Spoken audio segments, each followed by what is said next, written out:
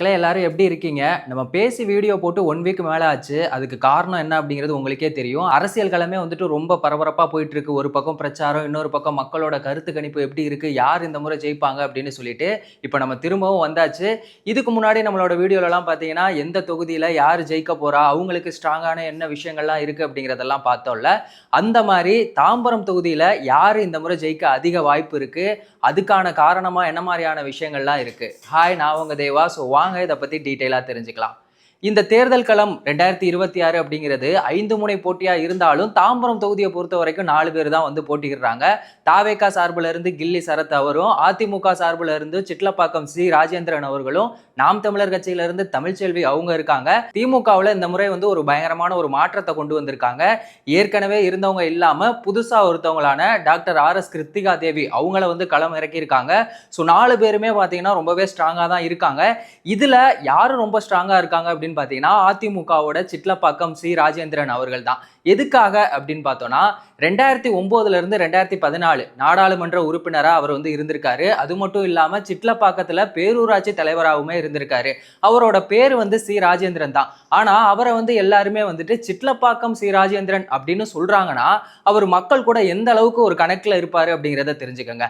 சிட்லப்பாக்கம் அப்படின்னாலே அங்க இருக்க ஏரி தான் வந்துட்டு ரொம்பவே பிரச்சனையான ஒரு விஷயமா இருக்கு.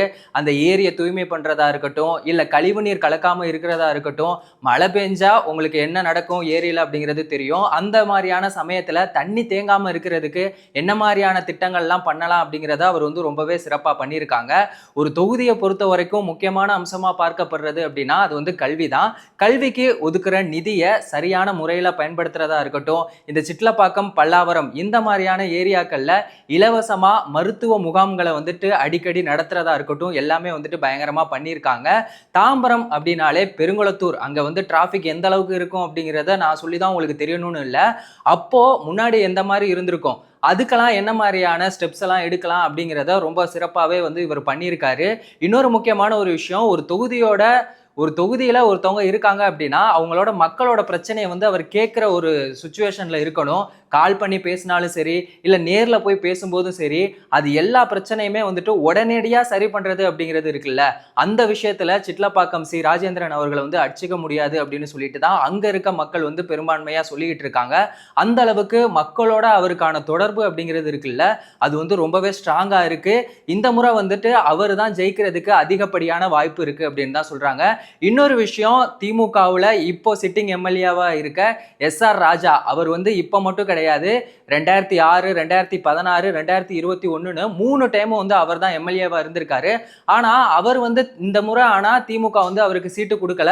புதுசா RS கிருத்திகா தேவி டாக்டர் அவங்கள வந்து களம் இறக்கி இருக்காங்க. ஸோ இதுவுமே வந்துட்டு அதிமுகவுக்கு ஒரு மிகப்பெரிய பலமா தான் பார்க்கப்படுது. ஸோ கண்டிப்பா இந்த முறை வந்துட்டு சிட்லப்பாக்கம் சி ராஜேந்திரன் அவர்கள் தான் ஜெயிக்கிறதுக்கு அங்க அதிகப்படியான வாய்ப்பு இருக்கு அப்படிங்கிறது தான் மக்களோட கருத்து கணிப்புல நாங்க கேட்டு தெரிஞ்சுக்கிட்ட ஒரு விஷயமா இருக்கு.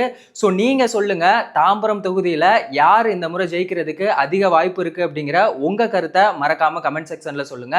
வேறொரு வீடியோல வேறொரு கண்டென்ட்ல திரும்பவும் சந்திக்கலாம்.